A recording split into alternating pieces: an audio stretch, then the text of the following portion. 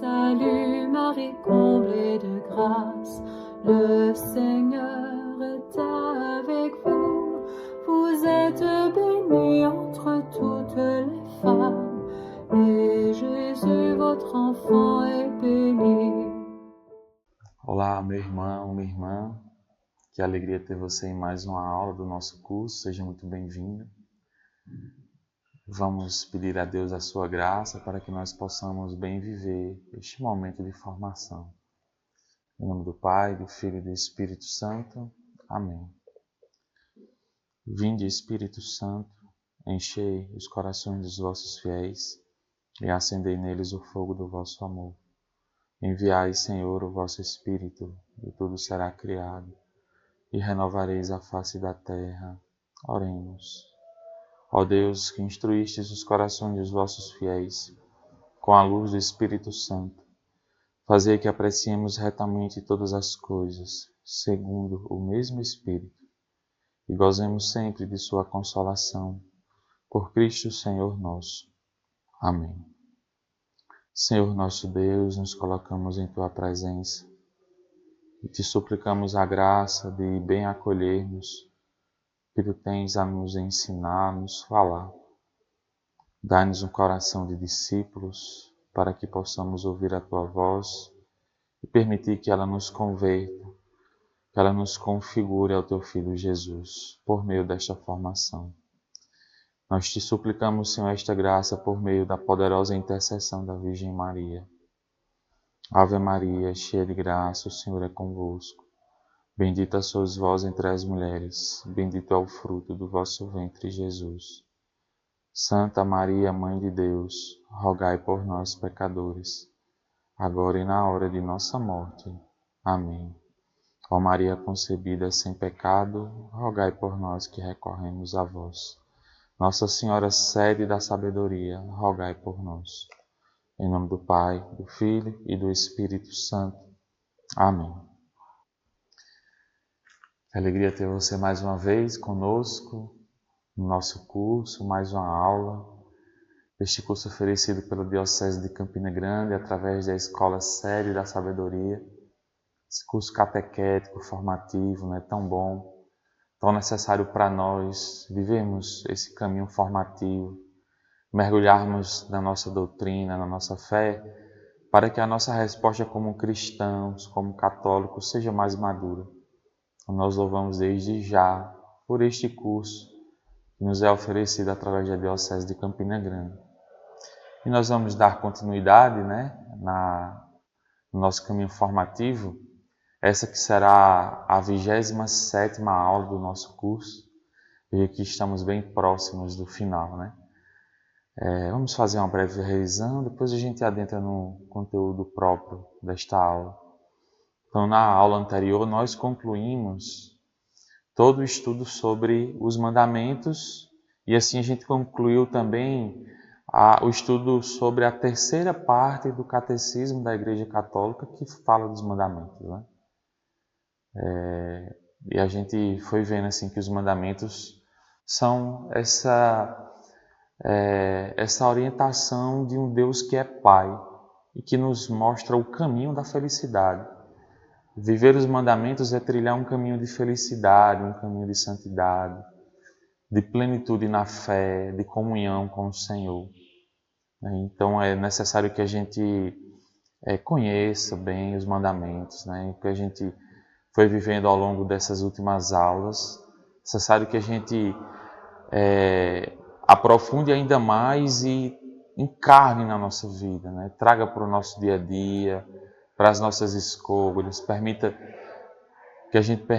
é necessário que nós permitamos que esse estudo seja um canal da graça de Deus, a fim de que ela nos converta, nos transforme, mude a nossa mentalidade, nos dê uma mentalidade evangélica e uma mentalidade católica, uma vivência católica de verdade, autêntica da nossa fé. Então, é necessário que a gente continue estudando.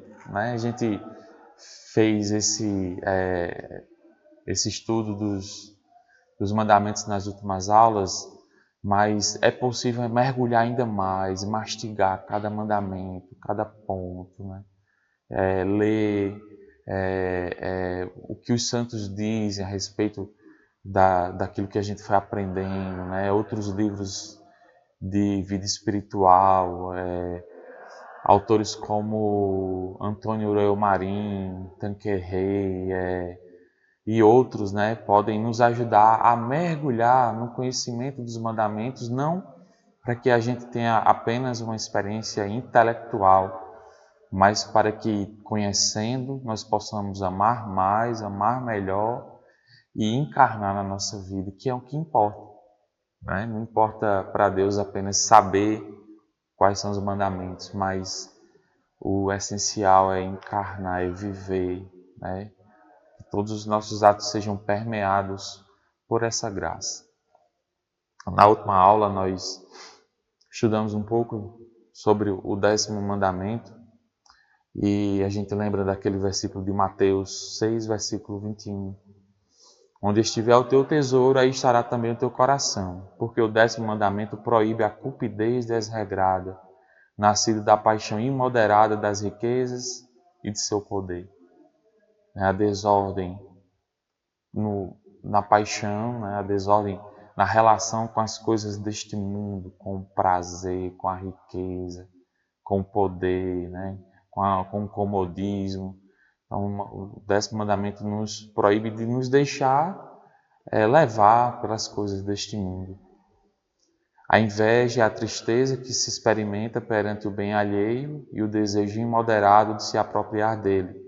É um vício capital, ou seja, é um pecado capital. O pecado capital é aquele que é a fonte de muitos outros pecados, né?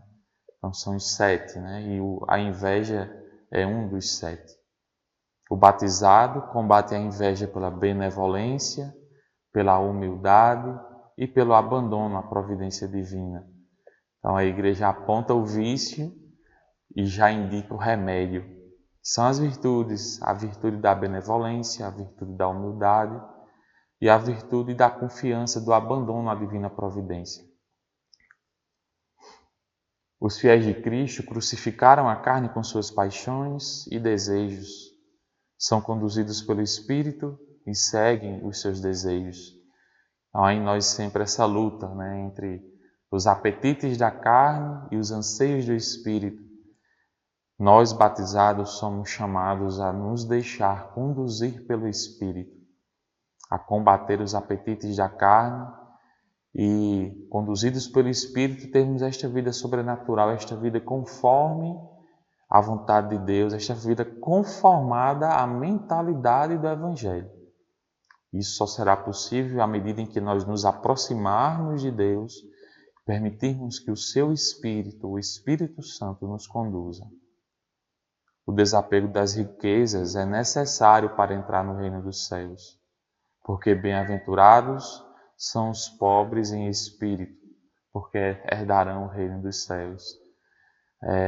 Aquele que é apegado às coisas deste mundo não consegue olhar para o alto, não consegue desejar as coisas do alto, não consegue empreender as suas forças, empregar as suas forças na busca das coisas do alto, porque toda a sua energia, todo o seu foco, o tesouro do seu coração está voltado para as coisas deste mundo. Isto é o apego. Então, por isso que o Evangelho diz, bem-aventurados os pobres em espírito, porque os pobres em espírito, eles não têm apego às coisas deste mundo. Para o mundo, eles são pobres, né? A pobreza de espírito não é uma deficiência, mas é um desapego às coisas deste mundo, das coisas deste mundo, em vista das coisas do alto. O homem de desejo diz, o homem que deseja ver a Deus, deseja herdar o reino de Deus, diz, quero ver Deus. A sede de Deus é saciada pela água da vida eterna. Nós temos esse desejo. Há no nosso coração, nós vamos falar isso na aula de hoje, nessa 27ª aula, que há no coração do homem a sede de Deus. E o homem que entende isso, ele fala constantemente, eu quero ver Deus, eu quero ver Deus. E entende que essa sede será saciada somente em Deus. Não tem nada neste mundo que sacie a sede de Deus que existe em nosso coração. Os bens materiais, os poderes, os prazeres, né? A vida cômoda, a vida tranquila, nem mesmo a saúde. A gente reza tanto pela saúde, né? Nada disso é capaz de saciar a sede de Deus que existe em nosso coração. Somente em Deus, já nesta vida, nos encontrando com Ele e de forma definitiva na vida eterna, da água que jorra da vida eterna, que saciará a sede de Deus que há no nosso coração. As coisas deste mundo são incapazes de cumprir essa missão. Amém. Então nós adentraremos agora no conteúdo desta aula, que é o início também do estudo da quarta parte do Catecismo, que tem como tema a oração cristã.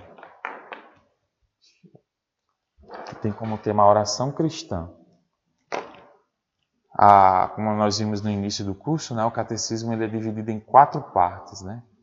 Nós estudamos a terceira, até a aula passada, que fala dos mandamentos. E a partir dessa 27ª aula, a gente adentra no estudo da quarta parte do Catecismo, que tem como tema a oração cristã. E a introdução desta quarta parte do Catecismo nos apresenta assim: grande é o mistério da fé. A Igreja o professa no símbolo dos apóstolos, né? E o Catecismo indica que esse é o estudo da primeira parte do Catecismo, né? O estudo do credo, né? E o celebra na liturgia sacramental. E a Igreja aponta que esse é o estudo da segunda parte, né? Os sacramentos. Para que a vida dos fiéis seja conforme a Cristo, no Espírito, para a glória de Deus Pai. Então, essa vida conforme a vida de Cristo é a vida dos mandamentos. Né? A vivência dos mandamentos que a gente estudou na terceira parte do Catecismo. Esse mistério exige, pois, que os fiéis nele creiam, o celebrem e dele vivam numa relação viva e pessoal com o Deus vivo e verdadeiro. E o Catecismo conclui: essa relação é a oração. Então, que relação é essa? É uma relação viva e pessoal com Deus vivo e verdadeiro, no qual nós cremos, celebramos e vivemos o mistério da fé. Né? Então, nós cremos, celebramos e vivemos o mistério da fé nessa relação com Deus. Essa relação viva e pessoal. Isso é muito importante, né? Nós somos chamados a primeiramente termos uma relação pessoal com Deus. Lógico que essa relação ela é plena, né? Ela encontra a sua completude na oração da igreja, na oração da comunidade, né? Nós somos chamados a ter essa relação pessoal que também se complementa, que também é complementada na relação da oração da igreja para com Deus, da assembleia, da comunidade para com Deus. Nós não somos aqueles que dizem assim: eu não preciso de igreja, eu consigo conversar com Deus somente no meu quarto, eu e Ele sozinho, não preciso de igreja, não preciso de paróquia, não preciso de padre, não preciso de... Não, nós não somos esses, né? Mas essa relação pessoal é indispensável, né? Essa amizade com Deus, como diz Santa Teresa d'Ávila, esse comércio de amizade e de amor com aquele que nós sabemos que nos ama. Relação viva e pessoal com Deus vivo e verdadeiro. Uma relação viva, uma relação que toca todo o nosso corpo, todo o nosso ser. Nós rezamos com o nosso corpo inteiro, com o nosso corpo, com a nossa alma, com o nosso espírito. Não é? Nós rezamos, nós nos direcionamos a Deus com tudo o que somos, com tudo o que temos. Santa Teresinha vai dizer: para mim, a oração é um impulso do coração. É um simples olhar lançado ao céu. Um grito de reconhecimento e amor no meio da provação ou no meio da alegria. Então Santa Teresinha vai dizer: a oração é um impulso do coração, né? Ela nasce no coração. É esse movimento do coração que nos faz olhar para o céu, olhar para Deus, que faz que a gente deixe de olhar para as coisas deste mundo e voltemos o nosso olhar para Deus. E ela completa, né? É um grito de reconhecimento e amor no meio da provação ou no meio da alegria. É um movimento de amor. Nós lembramos que no primeiro mandamento, né, amar a Deus, né, sobre todas as coisas. E tem algumas formas de nós amarmos a Deus. O catecismo foi nos mostrando, né, a adoração, o serviço, o louvor. Enfim, em resumo, uma forma concreta de amar a Deus sobre todas as coisas é a oração. Imagine, no nosso dia a dia, em meio a todos os nossos afazeres, nós pararmos, nós nos organizarmos, deixarmos tudo para irmos rezar, para irmos entrar em comunhão com o Senhor por meio da oração, seja na nossa casa, seja na igreja, né, diante do Santíssimo. É essa subida ao monte, subida ao Tabor, nos faz contemplar a glória de Deus. É também subida ao Calvário, que também nos faz contemplar a glória de Deus no Cristo crucificado. Essa subida ao monte, na tradição bíblica, a subida ao monte, né, indica isso, né? Jesus que subia ao monte, né? Moisés que subia lá no Monte Sinai, né? No Horebe, no Sinai, para conversar com Deus. Né? Abraão que subiu ao monte para fazer o sacrifício do seu filho. Também ali foi um momento de relação pessoal, íntima com Deus. Em todas as vezes que nós deixamos as coisas deste mundo, das coisas que passam, mesmo que sejam lícitas, belas, justas, para irmos ao encontro do Senhor, nós estamos fazendo esta subida ao monte. E subir ao monte faz a gente olhar para o céu. Toda subida faz a gente olhar para cima. Então a oração nos faz olhar para o alto, olhar para Deus, olhar para o céu e lançar a Ele o nosso grito de amor. Senhor, a minha vinda para aqui, para esta oração, é a minha declaração de amor. Então todas as vezes que nós paramos para rezar, né, por meio da palavra, fazendo um estudo bíblico, a Léxio Divina, né, paramos para fazer a nossa oração pessoal, nós estamos subindo ao monte e dizendo: Senhor, eu te amo, eu quero estar contigo, eu quero me relacionar contigo de maneira íntima, aqui no silêncio, na intimidade, né? Tem aquele evangelho que diz assim, que Jesus diz: quando fores orar, entra no teu quarto e lá no segredo do teu quarto o Pai falará ao teu coração. Veja que beleza, né? Que coisa profunda e que sabedoria, né? Entrar no quarto, isso tanto de uma maneira externa, né? Preparar o nosso local de oração, mas também esse recolhimento interior aonde Deus nos fala, aonde Deus fala ali na intimidade, Deus nos fala pessoalmente, Deus revela os segredos do coração dele para nós. E isso é para cada um dos seus filhos. Ele vai falar de uma maneira diferente, né? De uma forma diferente, palavras diferentes, orientações diferentes. Deus tem, como a gente diz, tem uma pedagogia com cada um, né? Porque Ele nos ama de maneira pessoal, cada um dos seus filhos. Então a oração é essa subida ao monte, onde eu digo: Senhor, eu te amo e quero estar contigo. Né? Como Pedro disse ali no Tabor, né? Senhor, é bom estarmos aqui, vamos construir tendas. Né? Jesus disse: não, calma, vamos subir, cumprir a nossa missão, né? Então é esse sentimento assim, a oração, estar com Deus, e amar a Deus e permitir ser amado por Ele. Também São João Damasceno vai dizer: a oração é a elevação da alma a Deus ou pedido a Deus dos bens convenientes. É complemento o que Santa Teresinha diz, né? Elevar a alma a Deus. Nós que estamos tão cheios de coisas para fazer, né? Tão preocupados com as coisas, né? Com a casa, com o trabalho, com o dinheiro, com o serviço, enfim, são tantas coisas que a alma precisa desse respiro, né? Precisa se elevar a Deus, né? A oração faz isso, né? Em João 4, versículo 10, né? João 4 ali, todo o capítulo 4, nós vamos vendo ali o diálogo de Jesus com a samaritana. Jesus que está ali no poço, a samaritana se aproxima, pede água, Jesus pede água e ela, né, tem todo aquele diálogo ali. Chega um momento que Jesus diz assim: se conhecesses o dom de Deus, tu é que lhe terias pedido e ele te daria água viva.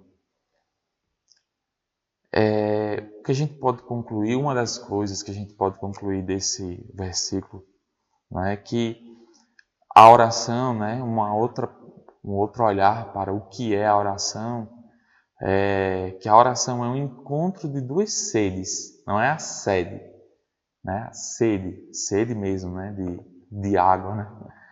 É um encontro de duas sedes. A primeira sede é a sede de Deus por nós, né? É a sede de Deus por nós. Deus que tem sede de nós. Deus que não se contenta em si mesmo e vem ao nosso encontro, vem nos amar. Deus nos cria para nos relacionarmos com Ele, para Ele também se relacionar conosco. Ele é, lógico que Ele é completo em si mesmo, não tem carência nenhuma. Deus se basta, mas Ele nos cria para o seu louvor. E nesse processo, tanto nós temos sede de Deus, como Ele tem sede de nós. Ele tem sede de nos amar, né? Ele não tem carência, Ele tem sede. Ele escolhe querer nos amar, Ele escolhe ter sede de nos amar. Ele escolhe, Ele deseja. Então, Deus tem sede de nós, Deus tem sede da nossa alma, Deus tem sede do nosso coração, Deus tem sede de nós e Ele vem ao nosso encontro. Ele não se contenta, Ele não se basta, Ele não é indiferente. Está aí o mistério da encarnação do Verbo, o mistério da salvação. Fomos nós que nos afastamos de Deus, fomos nós que desobedecemos a Deus, somos nós que pecamos, mas Deus sempre vem ao nosso encontro, sempre oferece uma nova oportunidade, sempre nos recria, sempre nos põe de pé novamente. Se Ele nos devolveu a possibilidade do céu por meio da paixão, morte e ressurreição de seu Filho Jesus. Deus é esse que não se cansa de nós, né? E vai até as últimas consequências, até o limite do amor, para estar conosco, para se relacionar conosco. Então essa é a sede de Deus. A outra sede é a sede de Deus que existe no nosso coração. Há no nosso coração a sede de Deus, como nós já falamos, né?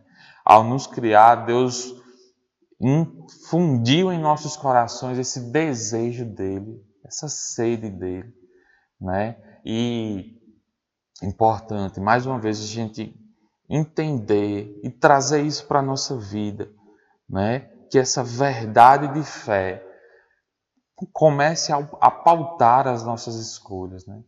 Nós vamos escolhendo isso e aquilo, mas será que essas nossas escolhas favorecem a saciedade desta sede?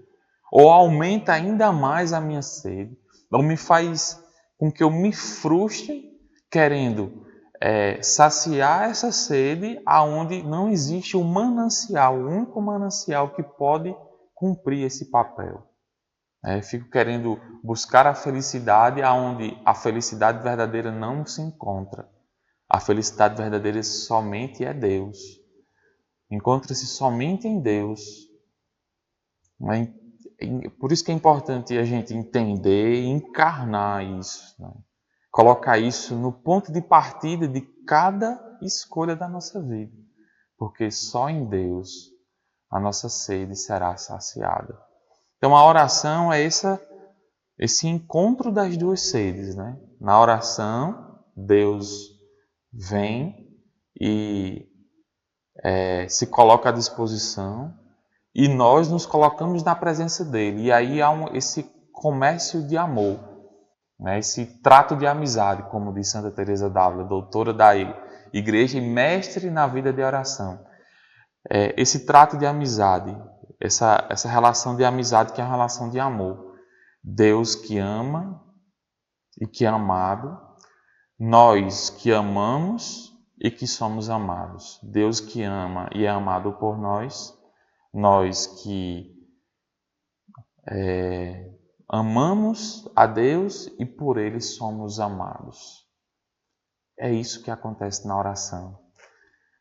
O encontro dessas sedes, o encontro desses abismos, abismo do amor, da santidade de Deus, com o nosso abismo de miséria, de limitação, de pecado, de pequenez. O encontro desses abismos, gerando comunhão, gerando unidade, gerando amor, gerando frutos de santidade, gerando frutos de vida eterna na nossa vida. É isso que acontece na oração.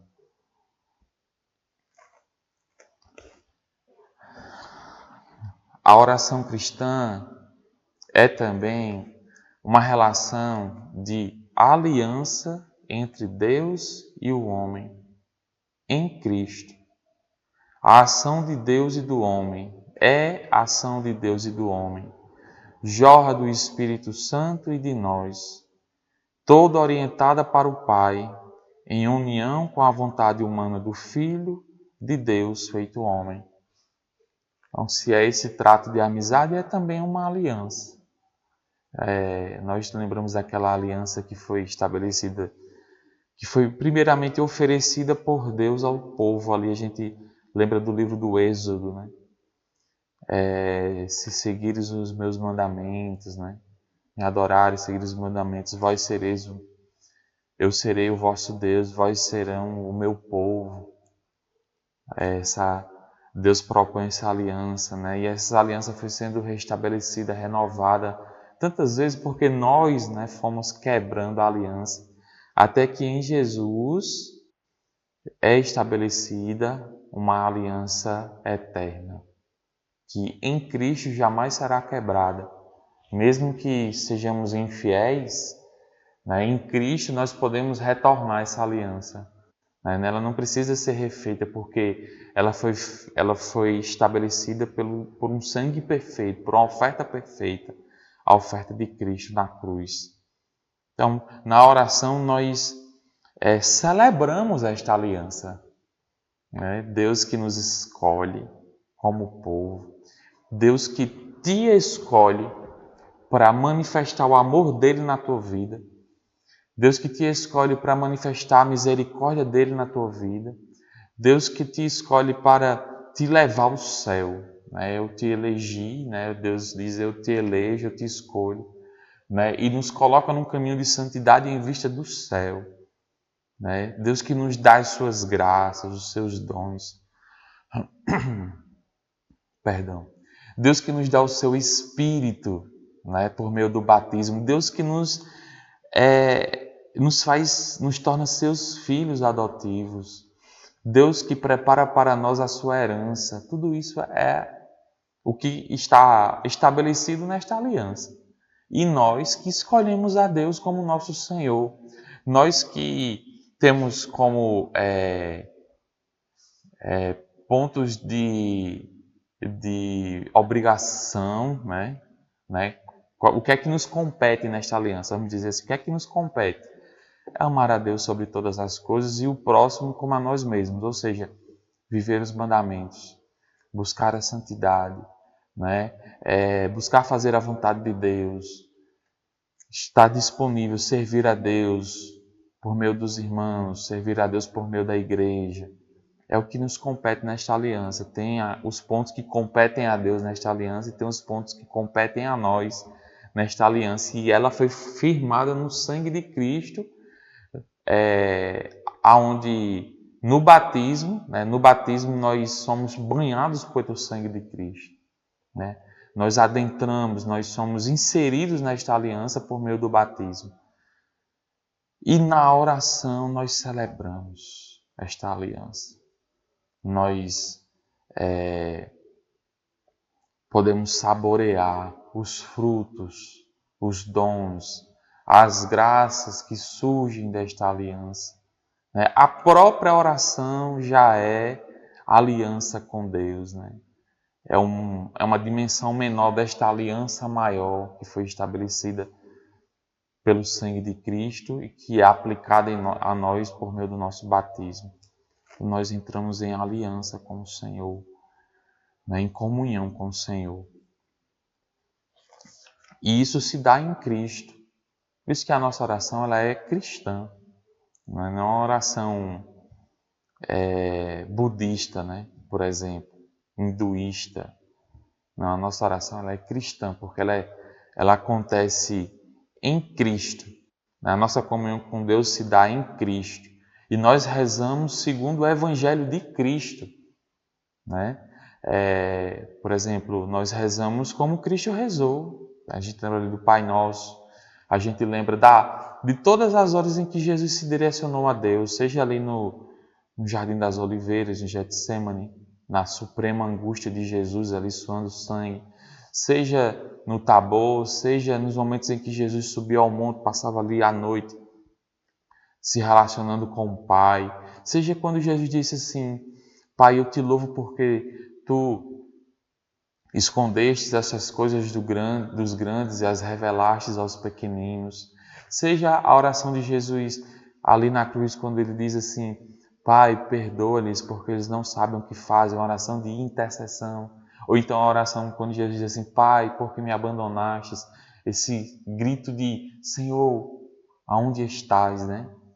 Então nós rezamos em Cristo como Cristo reza, como Cristo rezou ali quando estava aqui neste mundo, né? Quando estava neste mundo encarnado aqui de forma visível no nosso meio, né? No tempo da plenitude, né? Na plenitude dos tempos, né? Então a nossa oração é cristã, essa oração de aliança, de amizade com Deus. Então aí nesse processo, né, ainda reverberando aquilo que a gente falou do encontro das sedes, né? Primeiramente o homem busca a Deus.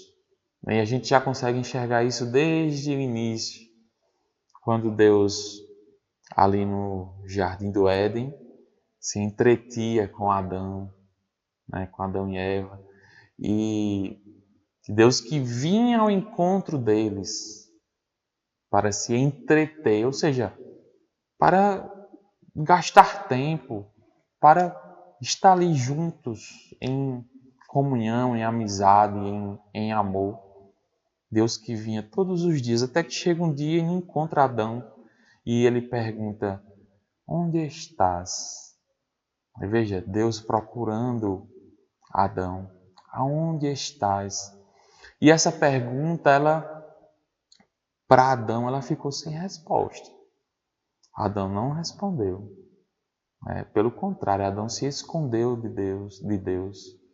Adão foi ali atrás das árvores, né, e se incomodou com os passos do Senhor.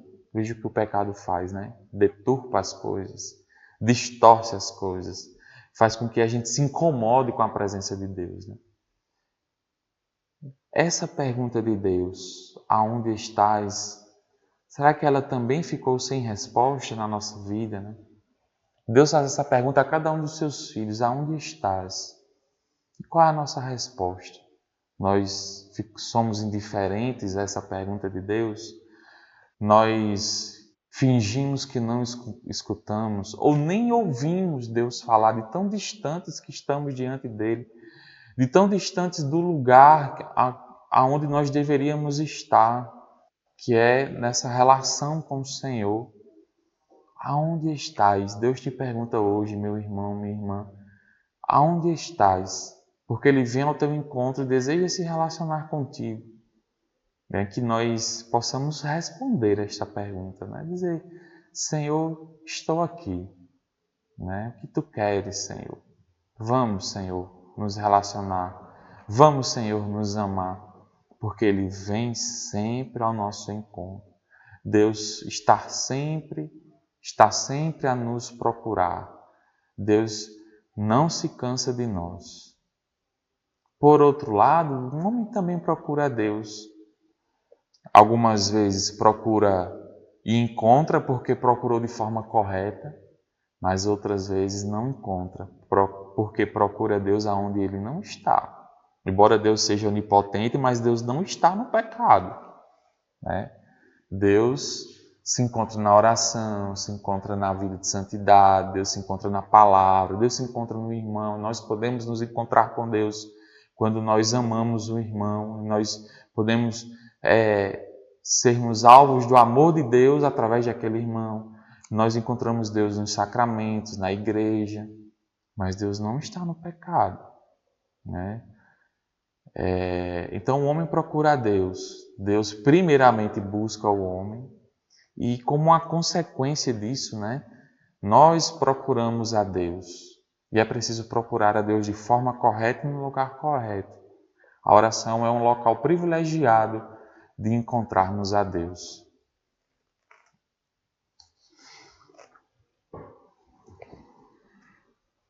E aí o catecismo continua, né? A partir do ponto 2568, vai mostrando, vai nos apontando alguns irmãos, né, na fé, cuja vida nós podemos contemplar, né? E a relação deles com Deus nós podemos contemplar. Então veja que desde o início, né, desde os primeiros capítulos do livro do Gênesis, nós vemos essa relação com Deus. Por exemplo, Abel, quando faz a sua oferta a Deus, né, com os frutos da terra. Também Noé, a palavra diz, né, Gênesis capítulo 6, que Noé era um homem que andava com Deus. Ou seja, tinha uma relação com Deus. Também mais à frente nós vamos ver Abraão e aquela oração de fé.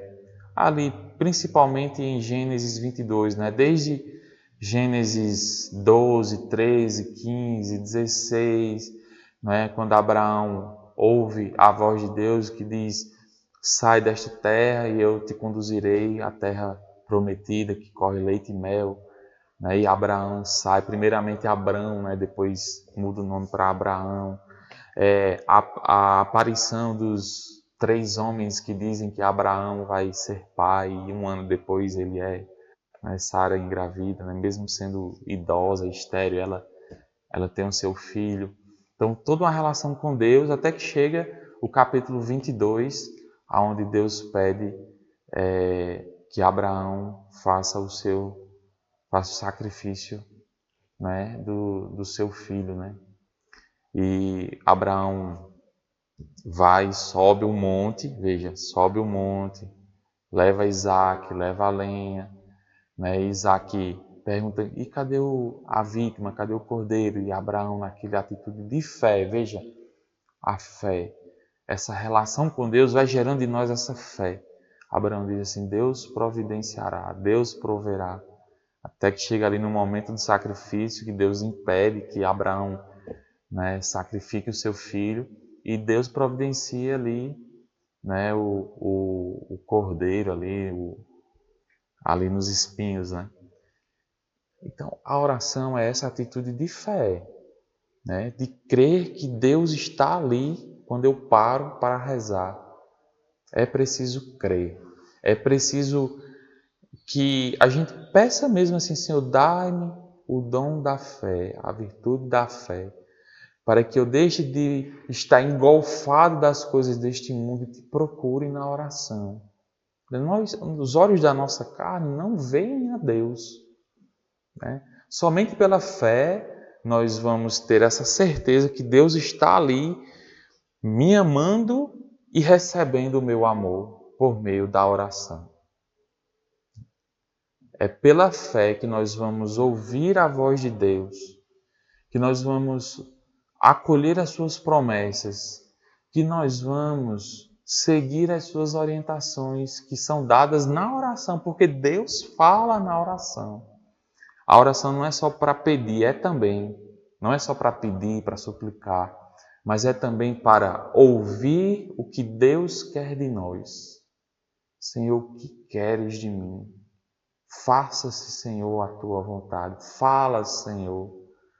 Fala, Senhor. Né? Como Samuel ali, né? Deus chamava Samuel, ele sem entender, e ele disse, se a gente pode ver ali no primeiro livro de Samuel, né? Ele diz, Samuel, quando Deus falar novamente, ele diz assim, Senhor, eis-me aqui, né? Senhor, fala, estou te ouvindo, né? Foi mais ou menos isso, né? Que ele orientou, né? O que é que tu queres, Senhor? Né? E é preciso ter uma atitude de fé. Né? Por isso a gente precisa pedir. Quando a gente estiver na Eucaristia, Senhor, não sou digno, né?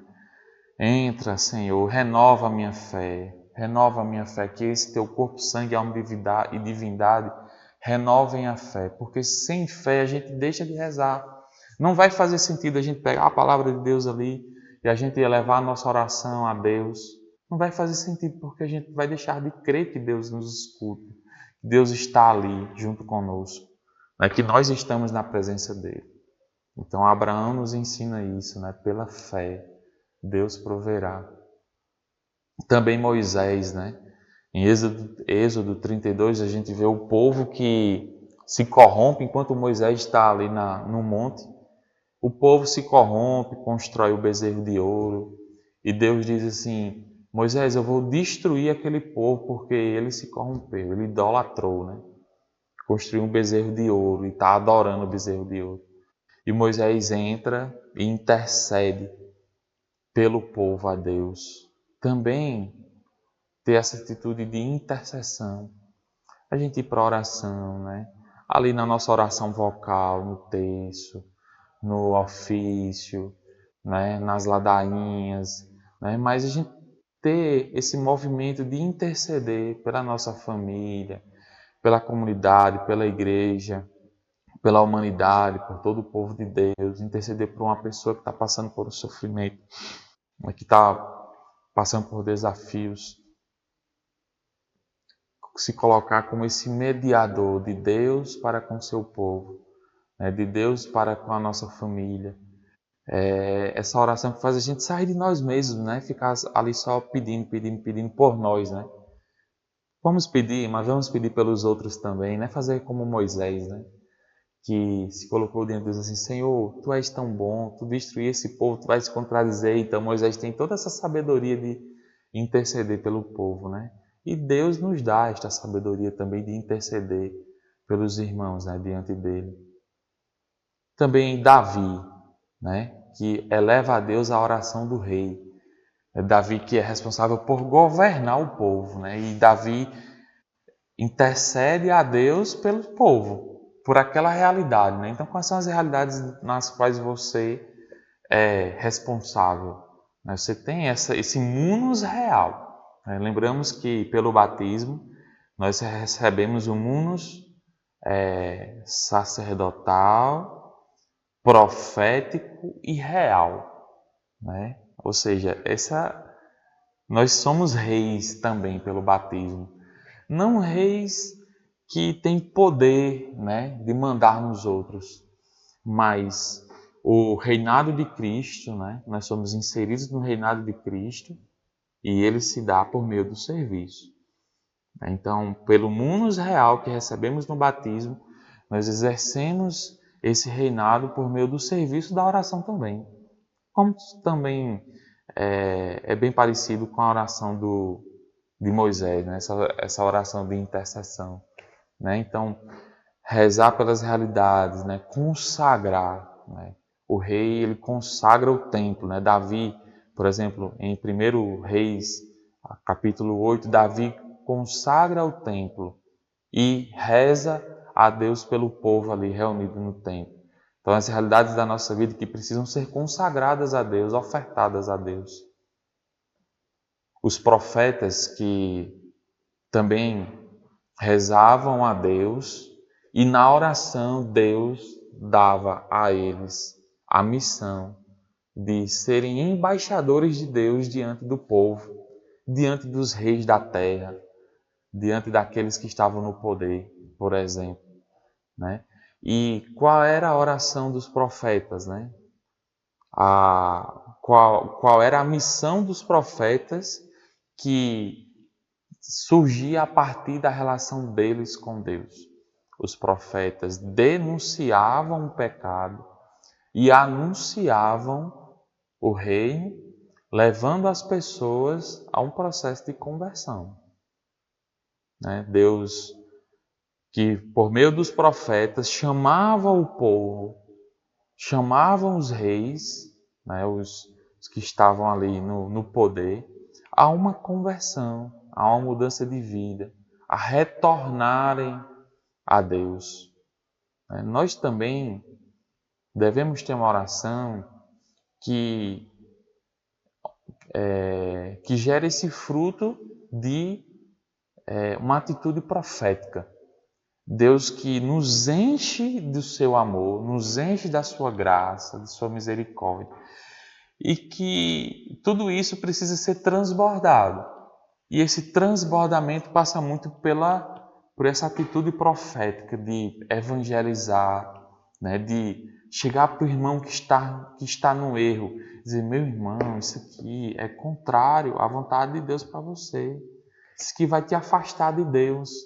Ou seja, ajudar o irmão a entrar num processo de conversão, a conversão do coração, de ser essa luz para o irmão. É viver o Evangelho, né? Ser sal na terra e luz no mundo. Né? E isso brota de uma oração profunda com Deus, uma oração de amizade com Deus, porque, repito, Deus nos enche da sua graça e do seu amor. E nós não podemos reter nada disso, devemos transbordar. E esse transbordamento passa por uma evangelização, por uma ajuda ao irmão, ou seja, uma atitude de profeta. Nós somos chamados a ser profetas neste tempo, neste mundo, pela graça do batismo. Também os salmos, né? Os salmos, veja o que a igreja diz, né, sobre os salmos. Catecismo 2587. O Saltério, o livro dos Salmos, né? É o livro em que a palavra de Deus se torna a oração do homem. Nos outros livros do Antigo Testamento, as palavras proclamam as obras de Deus em favor dos homens e elucidam o mistério nelas contido. No Saltério, as palavras do salmista exprimem, cantando a Deus, suas obras de salvação. O mesmo Espírito inspira a obra de Deus e a resposta do homem. Cristo unirá uma e outra.